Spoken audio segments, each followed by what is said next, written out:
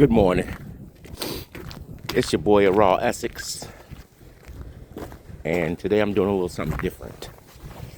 I am documenting the blizzard, January 26, 2026. As you can see, it's messed up out here, but I still gotta go to work. So I'm out here doing what I can. Here's a plow coming.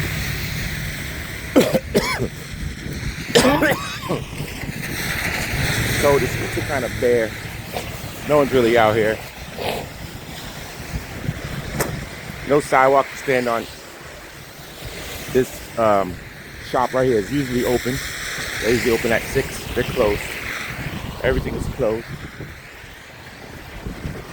And I'm out here. Beautiful, beautiful day, but super cold. And it's gonna be a rough one.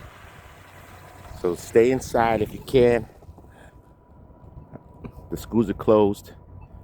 No one's out here. And I'm just waiting on the bus. Let's see what happens. I'll talk to y'all later.